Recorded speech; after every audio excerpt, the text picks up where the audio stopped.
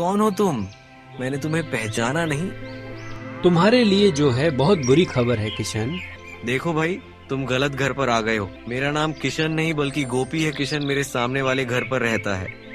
बूढ़ा व्यक्ति चुपचाप वहाँ से चला गया और गोपी के घर का दरवाजा खटखटाने लगा। गोपी ने तुरंत दरवाजा खोल दिया। क्षमा कीजिएगा, मैंने आपको पहचाना नहीं। अरे तुम्हारे लिए बहुत बुरी खबर है किशन। गोपी कुछ कहने ही वाला था कि तभी उसे कल की घटना याद आ गई। गोपी उस बूढ़े से बोला, क्या बुरी खबर है? किशन, कल अचानक तुम्हारे बूढ़े चाचा का जो है निधन हो गया है। उनकी कोई संतान नहीं थी, इसलिए अंतिम संस्कार की प्रक्रिया तुम्हें ही पूरी करनी है। अब से उस सारी संपत्ति के वारिस तुम ही हुए। यह सुनकर गोपी चौंकता हुआ बोला, लेकिन चाचा जी ने सारी संपत्ति मेरे ही नाम क्यों की? वो हमेशा कहते थे कि उनके 2 भतीजे हैं बेटा, इसीलिए उन्होंने अपनी सारी संपत्ति तुम्हारे नाम कर दी। अब जल्दी चलो, उनके अंतिम संस्कार की तैयारी करनी है। बहुत समय पहले की बात है। रत्नगढ़ राज्य के छोटे से गांव में किशन लाल और गोपी लाल नाम के 2 जुड़वा भाई रहा करते थे। वो दोनों किसान थे। गोपी लाल जहां मेहनत में विश्वास करता था, तो वहीं किशन लाल हमेशा सुखी रहने के मुंगेरी लाल के सपने देखता रहता। एक दिन किशन लाल अपने घर पर आराम की नींद सो रहा था कि तभी उसके पड़ोस में रहने वाली जमुना ताई उसे जाकर बोली, अरे यहाँ पर तुम आराम से सो रहे हो, वहाँ तुम्हारा छोटा भाई फसल काट रहा है। तुम्हें फसल नहीं काटने जाना क्या? अरे जमुना ताई, मैंने तो कल ही सारी फसल काट ली। समझ गई। लगता है हर साल की तरह इस बार भी तेरे भाई की फसल तेरी फसल से दुगनी होगी। किशन दौड़ते हुए अपने भाई के खेत में जाकर गुस्से से बोला, माता पिता ने मेरा नाम किशन रखा था, मगर अपने नाम के मुताबिक मैंने अपनी किस्मत उल्टी ही पाई है। माता पिता के देहांत के बाद मैंने कितनी चालाकी से अपने भाई गोपीलाल के हिस्से की आधी से ज्यादा खेती हड़प ली। फिर भी समझ में नहीं आता कि मेरी फसल उसकी फसल से कम क्यों उगती है। किशन लाल घर पर जाकर दोबारा सो गया। अगले दिन किशन लाल का दरवाजा कोई जोर जोर से खटखटाने लगा। अब इतनी सुबह सुबह कौन आ गया? एक तो ये गांव वाले ना ठीक से सोने भी नहीं देते। इतना बोलकर किशन लाल ने दरवाजा खोल दिया। किशन लाल के सामने एक मोटा व्यक्ति 2 दुबले व्यक्तियों के साथ खड़ा था। अरे कृष्णलाल, तुमने मुझे पहचाना नहीं? मैं गांव का महाजन मजूमदार हूँ। तुमने मुझसे 1 माह पहले 60 स्वर्ण मुद्राएं उधार ली थी। मैं वही वापस लेने आया हूँ। अरे मजूमदार भैया, तुम्हें धोखा हुआ है। मेरा नाम किशन लाल नहीं बल्कि गोपीलाल है। मेरा भाई किशन लाल तो सामने वाले घर पर रहता है। यह सुनकर महाजन बुरी तरह से चौंकता हुआ बोला, माफ करना गोपीलाल, मुझसे गलती हो गई। तुम दोनों भाई जुड़वा हो ना, इसीलिए ऐसा हुआ। ठीक है, आइंदा से ऐसी गलती मत करना। महाजन 2 व्यक्तियों के साथ तुरंत बाहर चला गया। जान बची तो लाखों पाए। अब मेरा सारा कर्जा गोपीलाल चुकाए। आहा, क्या दिमाग पाया है मैं। महाजन तुरंत गोपीलाल के घर पहुंचकर उसका दरवाजा पीटने लगा। गोपीलाल दरवाजा खोलकर महाजन से बोला, अबे क्या है बे, दरवाजा तो तू ऐसे पीट रहा है जैसे कि तेरा मेरे ऊपर कोई कर्ज निकल रहा हो। 1 माह होने को आया है। आज तो 60 स्वर्ण मुद्राएं वापस लिए बगैर नहीं लौटूंगा। बताए दे रहा हूँ। चलो अब निकालो मेरी मुद्राएं। अबे तेरा दिमाग तो ठीक है, कहीं तू नशे में तो नहीं है? रात को भांग के पकौड़े खा के सोया था क्या बे? मैंने कौन सी मुद्राएं ली है तेरे से? देखो किशन लाल, 60 स्वर्ण मुद्राओं के लिए अपना ईमान खराब मत करो। और मैंने कोई भांग के पकौड़े नहीं खाए हैं। यह सुनकर गोपीलाल बुरी तरह से चौंकता हुआ बोला, अरे भैया, मेरा नाम किशन लाल नहीं है बल्कि गोपीलाल है। मेरा भाई किशन लाल तो सामने वाले मकान पर रहता है। जाओ जाकर उससे अपना कर्ज वसूलो। मेरे माथे में क्यों दर्द कर रहे हो, जाओ यहाँ से। इतना बोलकर गोपीलाल ने दरवाजा बंद कर दिया। महाजन अपना सर खुजाते हुए बोला, मगर मैं जहां से आया हूँ उसने तो बताया है कि वो गोपीलाल है। पर गोपीलाल या किशनलाल, हे भगवान, अजीब गोरख धंधा है। जब यह दोनों ही गोपीलाल है तो फिर किशनलाल कौन है? अरे अरे, मैं पागल हो जाऊंगा। तभी महाजन के दो साथियों में से एक साथी बोला, अरे महाजन जी, मुझे लगता है जहां हम पहले गए थे ना, वही किशनलाल है। लेकिन वो तो अपने आप को गोपीलाल बोल रहा है। मेरे पास एक उपाय है। इतना बोलकर महाजन का दूसरा साथी महाजन के कान में कुछ बताने लगा। महाजन मुस्कुराते हुए बोला, यह तुमने अच्छा उपाय दिया है, कल इसी को अपनाते हैं। अभी चलो यहाँ से, अब देखता हूँ कैसे बचता है यह किशन।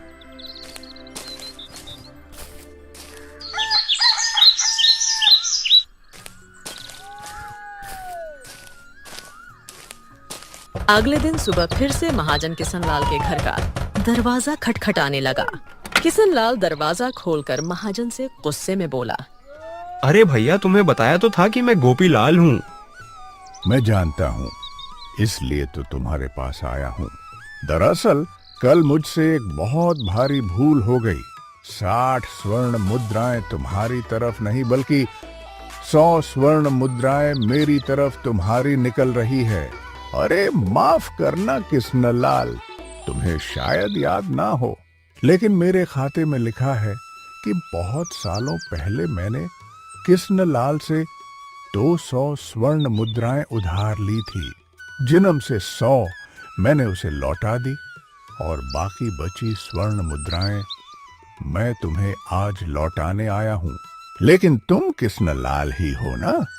यह सुनकर किशनलाल खुश होता हुआ बोला, अरे अरे, अगर ऐसी बात थी तो तुम्हें पहले बताना चाहिए था ना। मेरा नाम ही किशनलाल है। लाओ लाओ, अब जल्दी से मुझे मेरी 100 स्वर्ण मुद्राएं दे दो, और ऐसी भूल दोबारा मत करना। जल्दी निकालो मेरी स्वर्ण मुद्राएं। यह सुनकर महाजन अपने दोनों साथियों से बोला, यही है किशनलाल, इसी से तुम्हें मेरी 60 स्वर्ण मुद्राएं वसूलने हैं। अब कैसे वसूलना है यह तुम जानो। इतना कहकर महाजन वहां से चला गया और महाजन के दोनों साथी किशनलाल को बुरी तरह से पीटने लगे। किशन कराते हुए बोला, अरे भैया रुको, अरे अरे मत मारो भैया, अरे मोरी मैया, अरे कूट दियो रे, अरे शरीर के साथ होशियारी अच्छी नहीं, अरे छोड़ दो भाई, अरे अरे मार डाला रे, अरे कोई मुझे बचाओ। इतना बोलकर किशनलाल ने तुरंत 60 स्वर्ण मुद्राएं उन दोनों को पकड़ा दी। वो दोनों हंसते हुए वहां से चले गए। अगले दिन किशनलाल अपने खेत में हल चला रहा था कि तभी उसका भाई गोपीलाल दौड़ते हुए वहां आकर बोला, भैया भैया, ये देखिए मुझे क्या मिला है।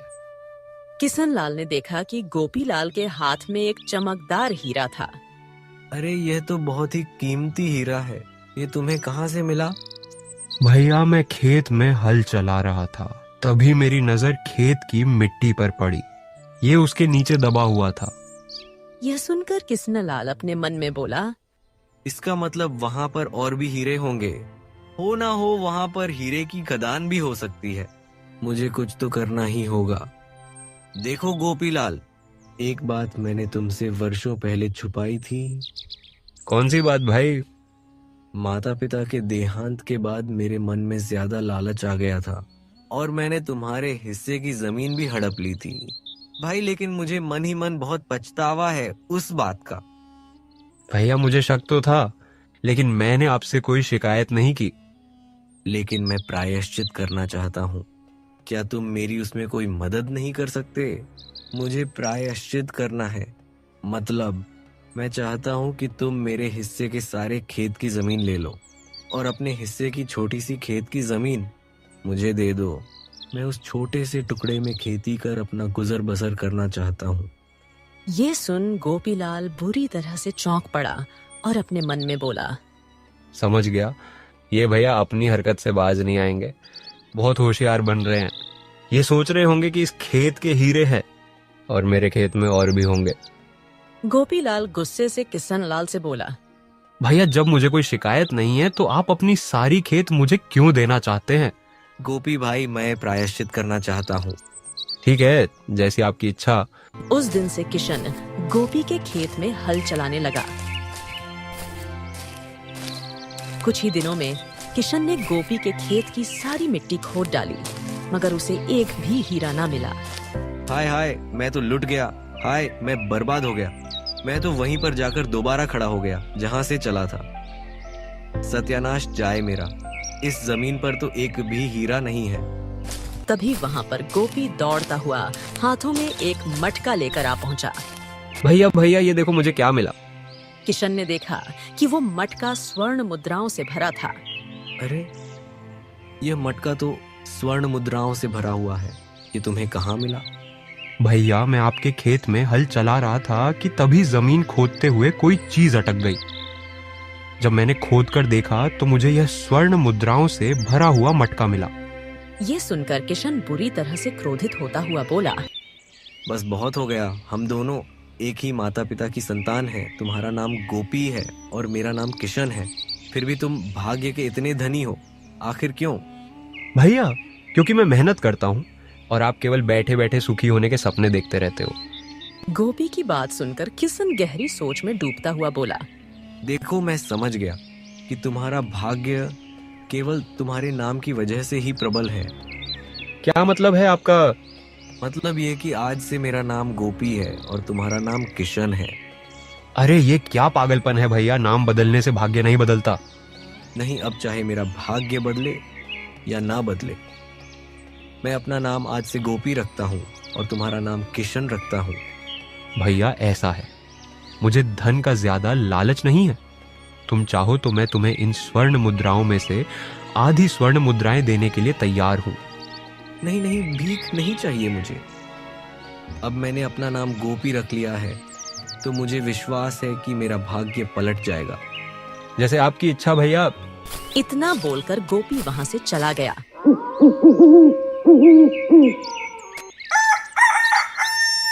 किशन अपने घर पर लेटा हुआ था, तभी उसके घर का कोई दरवाजा खटखटाने लगा।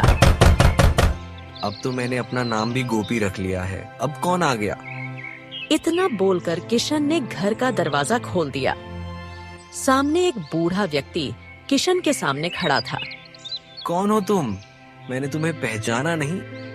तुम्हारे लिए जो है बहुत बुरी खबर है किशन। यह सुन किशन बुरी तरह से चौंक पड़ा और अपने मन में बोला, मैंने तो अपना नाम कल ही बदल दिया है। मैं अब किशन नहीं बल्कि गोपी हूँ। तो फिर मैं यह दुख की खबर क्यों सुनूं?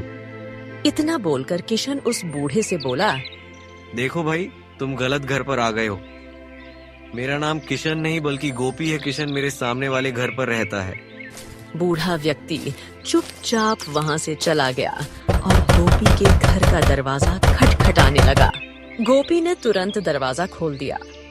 क्षमा कीजिएगा, मैंने आपको पहचाना नहीं। अरे तुम्हारे लिए बहुत बुरी खबर है किशन।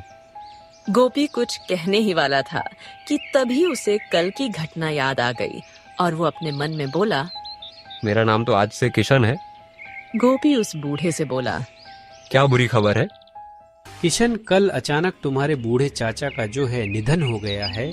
उनकी कोई संतान नहीं थी, इसलिए अंतिम संस्कार की प्रक्रिया तुम्हें ही पूरी करनी है। और तो और तुम्हारे बूढ़े चाचा के नाम बहुत सारी संपत्ति थी।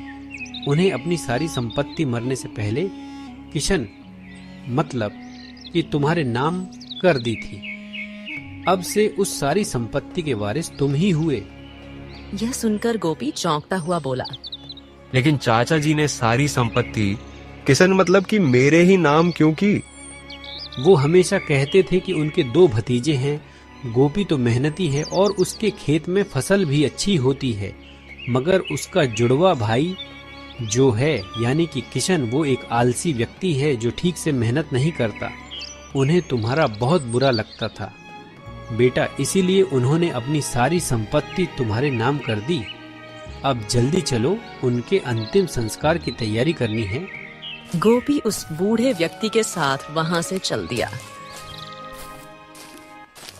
सामने किशन अपने दरवाजे की खिड़की से गोपी को जाते हुए देख रहा था। मूर्ख कहीं का, पता नहीं कौन बूढ़ा व्यक्ति है जो उसके साथ चला जा रहा है। इतना बोलकर किशन फिर से लेट गया कि तभी उसके घर का दरवाजा फिर से कोई खटखटाने लगा। अरे अब कौन आ गया? किशन ने जैसे ही दरवाजा खोला तो सामने एक सैनिक खड़ा था। क्या तुम्हारा ही नाम गोपी है?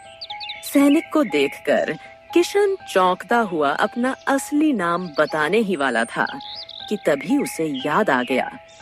किशन सैनिक से बोला, हाँ, मेरा ही नाम गोपी है। महारानी ने तुम्हें याद किया है। लेकिन महारानी को मुझसे क्या काम पड़ गया? देखो महाराज विक्रम किसी विशेष कार्य से राज्य के बाहर गए हैं, इसलिए राज्य का सारा कार्य रानी रुक्मणी ही संभाल रही है। उन्होंने तुम्हें बतौर अतिथि अपने महल में बुलाया है। यह सुनकर किशन खुश होता हुआ बोला, अरे वाह, नाम बदलते ही मेरे तो दिन बदल गए। इसका मतलब मेरा भाग्य पलट गया। किशन तुरंत उस सैनिक के साथ सीधे महल चला गया, जहां पर कुछ किसान और खड़े हुए थे। रानी रुक्मिणी किशन की ओर देखकर बोली, क्या तुम्हारा ही नाम गोपी है? जी महारानी, हाँ, मेरा ही नाम गोपी है। मुझे सूचना मिली है कि तुम्हारे खेत में राज्य की सबसे अच्छी फसल होती है। क्या यह सत्य है? किशन अपने मन में बोला, ये मूर्ख रानी भी मुझे गोपी ही समझ रही है, क्योंकि गोपी के खेत की फसल राज्य में सबसे अच्छी होती है। लगता है यह मुझे उपहार में कोई विशेष इनाम देगी। आपने बिल्कुल सही सुना। किशन ने इतना कहा ही था कि तभी रानी रुक्मिणी क्रोधित होते हुए अपने सैनिकों से बोली, इससे मेरी तरफ से 10 कोड़े मारे जाए। यह सुनकर किशन पूरी तरह से डर गया। ये क्या कह रही है महारानी? बिल्कुल सही कह रही हूँ। तुम्हारी फसल में सबसे अच्छी होती है, मगर तुमने अभी तक लगान नहीं चुकाया। राज्य कोष खाली हो चुका है। तुम्हें 10 वर्षों का लगान चुकाना होगा, और अब तक जो तुमने लगान नहीं चुकाया उसकी सजा बता।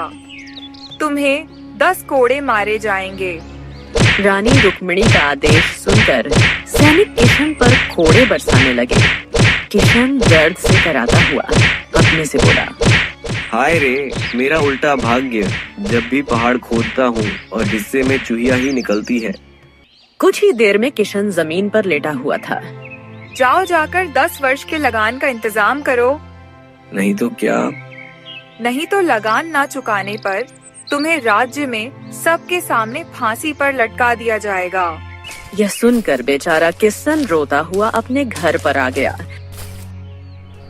कि तभी अचानक उसका भाई वहां पर आ गया और उसे सारी घटना बताते हुए बोला, भैया, चाचा जी ने सारी संपत्ति आपके नाम कर दी थी, परंतु आपने तो अपना नाम ही बदल दिया, और आपके चेहरे पर यह दर्द कैसा? यह सुनकर किशन फूट फूट कर रोने लगा। किशन रोते हुए सारी घटना बताने लगा। मेरा तो भाग्य ही उल्टा है छोटे। अब मुझे तेरी बात समझ आ गई है कि नाम बदलने से भाग्य नहीं बदलता। भैया चिंता मत करो, 10 वर्षों का लगान मैं चुका दूंगा। भैया, भाग्य केवल उसी का बदलता है जो दूसरों की खुशहाली देखकर खुश होता है, जो किसी से ईर्ष्या नहीं करता और अपनी सच्ची मेहनत और लगन से अपने कार्य को पूरा करने का प्रयास करता है। चाचा जी ने सारी संपत्ति आपके नाम की है, इसीलिए उसके मालिक आप ही हुए। अपने भाई की बात सुनकर किशन मुस्कुराने लगा और उस दिन के बाद वह सुधर गया।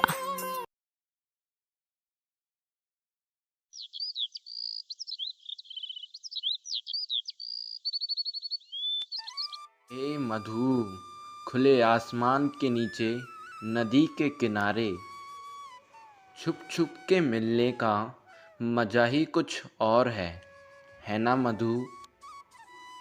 लेकिन तुम ही मधु, एक बार सोचकर देखो ना, हमको कितने साल हो चुके हैं, ऐसे ही हम हमेशा छुप छुप कर मिलते रहते हैं। अब इतना ज़्यादा छुप कर मिलने में मज़ा नहीं आता है। क्यों ना हम अपने इस रिश्ते को आगे बढ़ाने की कोशिश करें। तुम ही बताओ मधु, तुम मेरे से कितना ज़्यादा प्यार करती हो और मैं भी तुम्हें कितना ज़्यादा प्यार करता हूँ। तो फिर हम अपने इस रिश्ते को आगे क्यों नहीं बढ़ा रहे।